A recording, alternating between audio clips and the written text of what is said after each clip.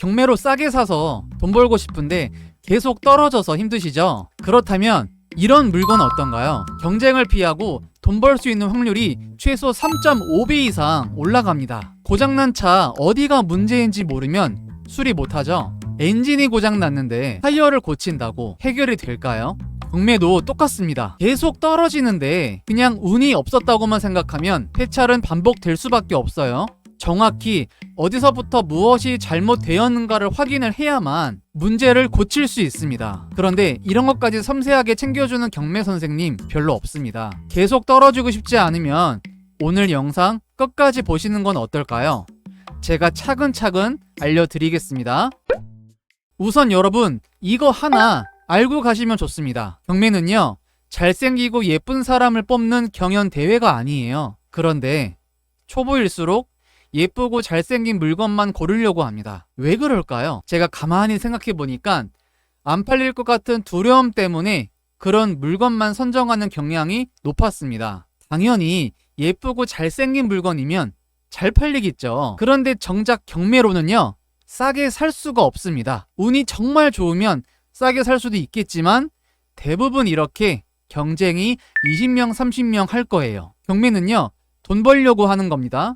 맞죠? 잘생기고 예쁜 물건 900원에 사서 1000원에 파는 것보다 조금은 못생긴 물건 300원에 사서 700원에 파는 건 어떨까요? 그러니 여러분 생각을 180도로 바꿔보는 생각의 전환을 좀 연습을 해보시면 경매 생활에 많은 도움이 됩니다. 자, 이게 무슨 말인지 모르겠다라고 생각이 드시면 오늘 영상 끝까지 시청하시면 좋습니다. 첫 번째 물건을 소개합니다.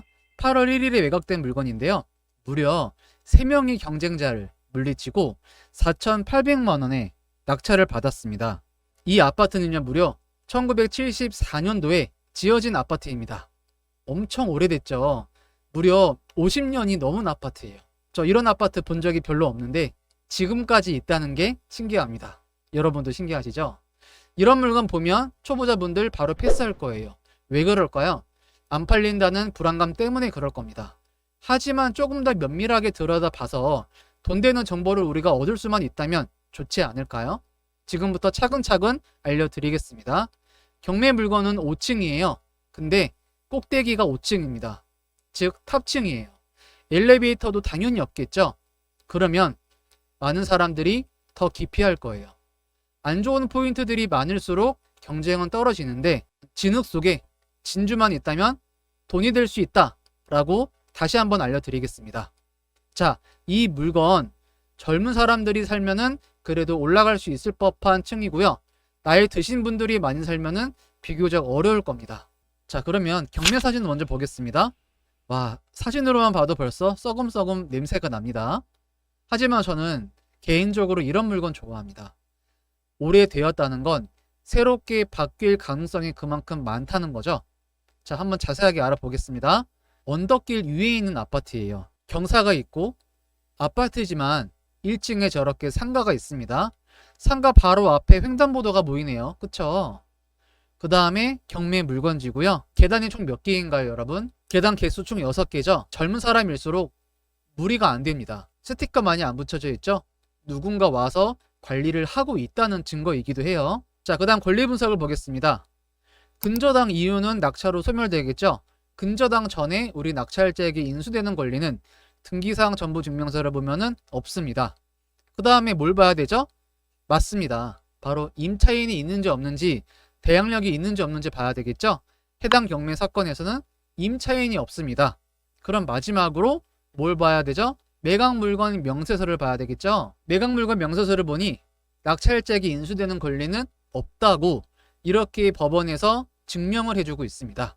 그 다음에 시세 분석을 해보겠습니다. 아실에서요 이렇게 데이터를 긁으신 다음에 24년도 것까지 한번 긁어보겠습니다. 컨트롤 C 한 다음에요 재민이에게 붙여주겠습니다. 가격이 낮은 순서부터 정렬해줘 라고 명령어를 입력하면 이렇게 나옵니다. 네, 가장 저렴한 게 5층이었고요 4,950만원에 25년 4월 달에 거래가 되었습니다. 자, 인테리어 안 된 거는 탑층은 4,950만원이구나 이렇게 시세를 알 수 있겠고요. 가장 비싸게 거래가 된 거는 3층에 8,500, 그 다음에 같은 층 5층이 있네요. 8,000입니다. 그러면 수리가 안 된 거는 5천, 그 다음에 수리가 된 거는 8천이구나 라는 것을 우리가 확인할 수 있겠죠. 그러면 경매 물건이 수리가 되었는지 안 되었는지가 중요하겠죠. 네이버 로드뷰를 통해서 확인해 보겠습니다. 경매 물건은요 53호예요. 그러면 제일 위쪽에서부터 1, 2, 3으로 내려오는 것을 확인했습니다. 자, 여기 끝에서부터 1호, 2호, 3호입니다. 여러분, 샤시 어떠나요? 검은색이 아니라 흰색이죠? 그러면 샤시는 수리되었을 가능성이 높다 라고 우리가 로드뷰를 통해서 확인했고, 네이버 지도에 찍힌 연도를 봅시다. 25년도 7월 달이에요. 그러면 최근 사진이죠. 네이버 로드뷰를 조금 더 과거로 앞당겨서 2014년도 거를 보니까요, 경매 물건지는 수리가 안 되었었어요. 저렇게 흰색이 아니라 샤시가 검은색이죠. 그러면 이렇게 시간을 왔다 갔다 하면서 언제 샤시가 수리가 되었는지 그 기간을 한번 맞춰보는 것도 중요합니다. 17년도 4월 달에 찍힌 사진에서는 샤시가 수리가 됐죠. 2014년도 6월 달에는 수리가 안 되어 있습니다. 그러면 14년부터 17년 사이에 수리가 되었을 가능성이 높겠죠. 그쵸? 네, 그 다음에 입지를 한번 보겠습니다. 우리 경매 물건지 바로 앞이 인제대학교 부산 백병원이에요. 얼마나 가까운지 한번 로드뷰를 통해서 보여드리겠습니다. 여기가 경매 물건이고요. 이렇게 1층을 통해서 내려오면은 횡단보도 한 개만 건너면 바로 병원 입구로 들어갈 수 있습니다. 제 생각에는요, 전 이 지역을 아예 몰라요. 그런데 병원을 이용하는 직원이나 아니면 환자의 수요가 어느 정도는 있을 것 같습니다. 그러면 월세가 잘 거래가 되는지 안 되는지 이것도 보면 좋겠죠. 매매가 된 만큼 월세가 지금 거래가 되고 있다 라고 보여지고 있습니다. 그 다음에 경매 물건 바로 밑에가 초등학교가 있고요. 옆에도 바로 있습니다. 평수가 조금 작아서 가족 위주로 살기는 조금 힘들 것도 같으나 그래도 초등학교가 있다는 거 장점이지 않을까요? 제가 아까 언덕이 있다고 말씀드렸죠.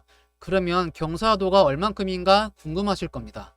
경사도는 우리가 호갱 논어를 통해서 볼 수 있습니다. 경사도를 체크해 보니까요, 살짝 그래도 숨이 찰 정도 경사라고 알려주고 있습니다. 손품을 이렇게 자세하게 할수록 우리는 현장 임장을 통해서 궁금한 것만 체크하고 오면 됩니다. 여러분들 바쁘시죠? 시간은 돈입니다. 손품을 통해서 아주 자세하게 조사를 하고 확인해야 될 것만 현장을 통해서 확인하면 더 많은 물건을 하루 안에 보실 수도 있을 겁니다. 쇼핑할 때 무엇을 사야 될지 리스트 안 적으면 과소비하죠. 임장도 똑같습니다. 손품을 자세하게 못하면 임장을 가서 필요 없는 정보를 수집하고 시간만 낭비하게 돼요. 집에서 손품을 최대한 자세하게 해서 현장에서 시간 낭비도 하지 않고 중요한 정보만 수집해서 오면 좋겠습니다. 아시겠죠? 그 다음에 네이버 호가를 보겠습니다. 부분 수리가 6천만 원이래요. 깔끔하게 수리한 게 8,500이라고 합니다. 그러면 우리 물건은 샤시는 바뀌었으니까 안에를 조금만 수리해서 내놓는다면은 깔끔한 수리라는 타이틀을 얻을 수 있을 거예요. 그리고 8,500보다 500 정도 깎아서 판다면 어떨까요? 아마 단기 매도될 가능성이 높아 보입니다. 자, 보면 4,790만 원의 낙찰을 받았어요. 그래서 8,000에 팝니다. 자, 수리비는 700만 원 정도 들여서 하면은 깔끔한 수리란 타이틀을 얻을 수 있을 거예요. 제 생각엔 저거보다 물건이 좋을 가능성이 높아요. 그러면 단기 매도도 가능하지 않을까 싶어요. 매매사업자로 적용을 하면 그러면 2,700 정도 투자해서 2천만 원 정도 순수익이 될 그런 물건입니다. 수익률이 무려 70%입니다. 여러분, 괜찮지 않나요? 잘생기고 예쁜 물건만 보려고 하지 마시고요. 못생겼으나 입지가 좋고 실수요도 어느 정도 있고 매매도 잘 되고 월세도 그럭저럭 잘 되는 곳을 택한다면 괜찮습니다, 여러분. 아시겠죠? 네, 광주에 있는 아파트고요. 오래되었습니다. 그래서 예쁘고 잘생기지 않아서 경쟁이 몇 명이었나요? 단 2명이었습니다. 한 명이 경쟁을 물리치고 낙찰자분께서 9,551만 원에 낙찰을 받았습니다. 자, 시세가 중요하겠죠? 제가 아까와 똑같이 시세 분석을 해보니까요. 수리가 되었다면은 1억 4천에는 거래가 가능할 것 같아요. 그러면 입찰가 산정을 한번 해봐야 되겠죠? 낙찰자분께서는 과연 얼마를 투자해서 얼마를 벌 수 있을까요? 복귀를 한번 해보자는 거예요. 여러분, 투자할 때요, 복귀만큼 중요한 게 없습니다. 경매하다 보면 관심 물건의 물건들이 많을 거예요. 낙찰 후 1년 지나면 등기부등본 발급받아 혹시 팔았는지 보시고요. 내가 생각한 매도 가격이 맞았는지 아니면 틀렸는지 확인 한번 해보시겠어요? 이렇게 한 건 한 건 복귀할수록 여러분들 실력 늘 겁니다. 이건 제가 장담해요. 제가 해봤기 때문에 그렇습니다. 제가 아까와 똑같이 시세 분석을 해보니까요. 1억 4천 정도에는 팔 수 있을 것 같아요.